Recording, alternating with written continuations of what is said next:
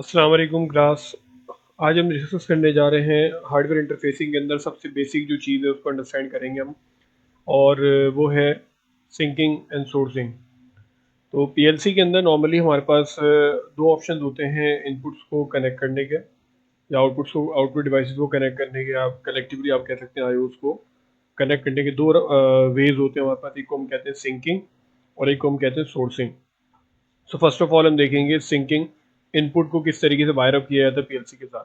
ठीक है, ये हमारे पास जो आप ब्लॉक देख रहे हैं ये डीसी सप्लाई का ब्लॉक है। जिस तरह हमारे पास 24 वोल्ट की सप्लाई आइदर वो in form of compact PLC हो तो उसके अंदर बिल्ट इन होती है और हमारे पास दो पॉइंट्स अवेलेबल होते हैं उसके। ठीक है, जैसे कि हमारी पीएलसी के अंदर है ऐसा। और इसको आप 0 और 24 भी कह सकते हैं। और अगर आपकी पीएलसी कॉम्पैक्ट नहीं है बल्कि मॉड्यूलर है तो मॉड्यूलर के अंदर एक मॉड्यूल पी सप्लाई का अलग होता है। ठीक है, और आईओस का मॉड्यूल अलग होता है। तो दोनों सूरतों में जो वायरिंग का तरीक़ेकार है वो सिमिलर ही है। ठीक है, इंपॉर्टेंट चीज़ क्या है कि जैसा कि मैंने बताया सिंकिंग के अंदर क्या होगा कि आपका जो स्विच होगा या सेंसर होगा उसको आप पॉजिटिव देंगे और उसका जो दूसरा एंड होगा वो कनेक्ट कर देंगे पीएलसी के इनपुट से। ठीक है, और जो सप्लाई का नेगेटिव टर्मिनल होगा उसको कॉमन से कनेक्ट करेंगे। अच्छा, ये कॉमन क्या चीज़ है? नॉर्मली पीएलसीज में इनपुट साइड के ऊपर आपके पास एक टर्मिनल होता है, सिंगल टर्मिनल होता है, वो एस एस लिखा हुआ होता है उसके ऊपर, नॉर्मली S/S। इसका मतलब होता है सिंक सोर्स। ठीक है, तो वो आपका कॉमन टर्मिनल कहलाता है, वो एक ही होता है नॉर्मली पीएलसी में ना। और कुछ पीएलसी जो एडवांस फॉर्म आजकल अवेलेबल है उसके अंदर ऐसा हुआ है कि उन्होंने मल्टीपल दिए हो। तो उसमें आपके पास ये होता है ऑप्शन कि आप जो है वो कुछ इनपुट को सिंक और कुछ को सोर्स करवा सकते हैं। बट नॉर्मली जो ओल्ड पीएलसीज आ रही हैं आपके पास, ज़्यादातर ब्रांड की पीएलसीज में क्या होता है कि आपके पास एक ही टर्मिनल होता है, एसएस करके उसको आप एज अ सिंक या सोर्स वहाँ पे असाइन कर देते हैं। अच्छा, वहाँ असाइनमेंट किस तरीके से होती है कि अगर आपने उस पॉइंट के ऊपर नेगेटिव कनेक्ट किया सप्लाई का, यानी कि ग्राउंड जिसको आप कहते हैं, जीरो कहते हैं, आपने वो कनेक्ट किया है, तो ये चीज़ असाइन हो गई है कि अब आप जितनी इनपुट्स हैं आपकी I0 से लेके आपकी जितनी भी जा रही हैं I7 तक है फॉर एग्जाम्पल, तो उन तमाम को फिर आप क्या देंगे? पॉजिटिव दे रहे होंगे। ठीक है, कि अगर आपने एसएस के ऊपर क्या दिया है? नेगेटिव दिया है, तो अब आप क्या करेंगे? जितने भी स्विचेस या सेंसर्स कनेक्ट करेंगे उनको पॉजिटिव से कनेक्ट करेंगे। ठीक है, ताकि आपका लूप कंप्लीट हो जाए। सिंपली आपको यहाँ नजर आ रहा होगा एक लूप कंप्लीट हो रहा है। नेगेटिव आपने दे दिया अपने एसएस पे, पॉजिटिव आपने अपने स्विच को दे दिया, स्विच से पास होके वो मिल जाएगा। तो जैसे ही स्विच प्रेस होगा, नेगेटिव ऑलरेडी आ रहा था इसके पास, पॉजिटिव इसको मिल गया, तो इसका सर्किट यानी लूप कंप्लीट हो जाएगा। तो ये आपका नॉर्मली सर्किट, अगर आप इस तरीके से कनेक्ट कर रहे हैं, वायरिंग इस तरीके से कर रहे हैं, तो इसको कहते हैं सिंकिंग इनपुट। तो इसमें क्या होता है, आप बेसिकली एसएस वाले पॉइंट पे नेगेटिव यानी कि कॉमन वाले पॉइंट पे नेगेटिव डायरेक्ट दे देते हैं और पॉजिटिव आप देते हैं स्विच के थ्रू।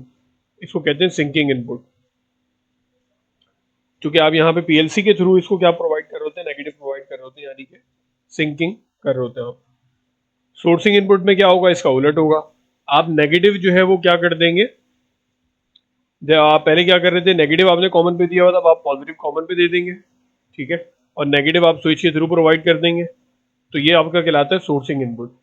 सही है, तो इसके लिए बहुत सारे और भी वर्ड यूज होते हैं, जैसे कि पॉजिटिव लॉजिक, नेगेटिव लॉजिक इसको कहते हैं हम। ठीक है, जब आप इनपुट पे कर रहे होते हैं तो ये पॉजिटिव लॉजिक कहलाती है। ठीक है, और यहाँ मेरे ख्याल में कुछ मिस्टेक हो रही है इनसे, ये हम दूसरी डायग्राम में देख लेते हैं। हाँ, यहाँ पे कुछ मिस्टेक है डायग्राम के अंदर, क्योंकि वो सिंकिंग को हम नॉर्मली जो है वो सिंकिंग को हम पॉजिटिव लॉजिक कहते हैं और सोर्सिंग को नेगेटिव लॉजिक कहते हैं। ठीक है, तो सिंकिंग में हमने जैसा कि देखा क्या हुआ था कि हमने नेगेटिव प्रोवाइड कर दिया था कॉमन को और पॉजिटिव हमने दे दिया था स्विच के थ्रू। और सोर्सिंग में इसका उलट होगा।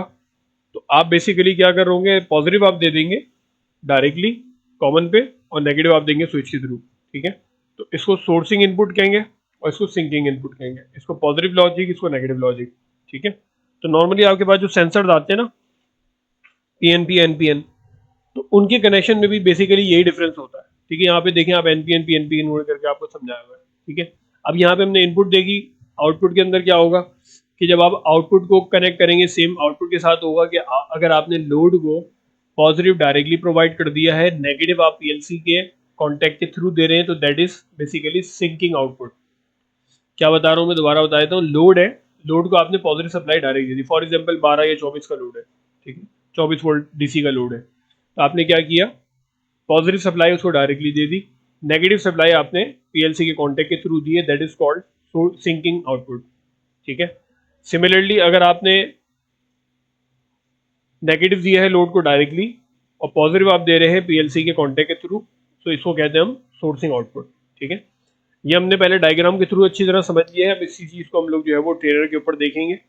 तो इस वीडियो के सेकंड पार्ट के अंदर आप देखेंगे कि हम इसको जो है वायर अप किस तरह करते हैं। मैंने एक लिमिट स्विच के थ्रू एक्सप्लेन किया है, एक लिमिट स्विच है जिसके NONC पॉइंट्स हमारे पास मौजूद है। NONC वाला कॉन्सेप्ट अपने ध्यान में रखते हुए आप जो है वो सिंकिंग सोर्सिंग को समझेंगे, ठीक है। तो मैंने पहले आपको कनेक्ट करके दिखाया है, जीरो को मैंने जो है वो उसको दे दिया है किसके ऊपर, कॉमन पे दे दिया, यानी फर्स्ट मैं आपको दिखाऊंगा कि सिंकिंग की वायरिंग किस तरीके से होती है, देन आपको मैं समझाऊंगा सोर्सिंग की वायरिंग कैसे होती है, ठीक है। तो ये वीडियो के सेकंड पार्ट के अंदर आप देख रहे होंगे।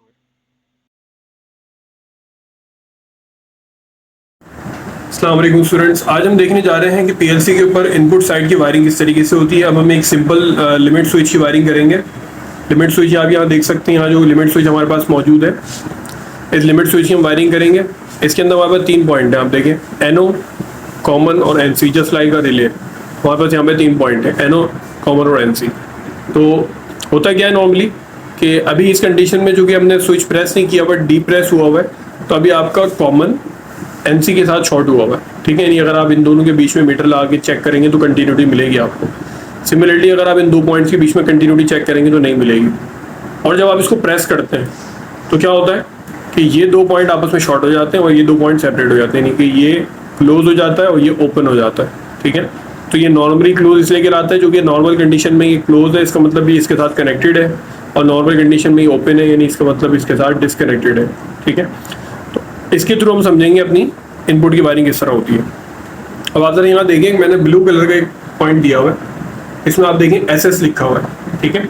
अच्छा, ये आपके पीएलसी की किससे कनेक्टेड है आप देखें, तो पीएलसी के अंदर अगर आप देखें तो यहाँ पे एक C0 का पॉइंट आपको नजर आ रहा होगा, C0 का पॉइंट आपको नजर आ रहा होगा। ये C0 का पॉइंट बेसिकली क्या है, ये नॉर्मली पीएलसी में SS होता है, इसलिए मैंने इसमें SS से इसको लेबल किया है ट्रेनर के अंदर। इसका मतलब क्या होता है, सिंक सोर्स, ठीक है। अगर आपने इनपुट को सिंकिंग करना है तो फिर आप उस हिसाब से इसमें कनेक्शन करते हैं, अगर आपने सोर्स करना है तो आप उस हिसाब से कनेक्शन करते हैं, ठीक है। मिसाल के तौर पे जब आप कहते हैं कि आप जो है वो पीएलसी को यानी कि अपनी जो इनपुट को सिंक करवा रहे हैं,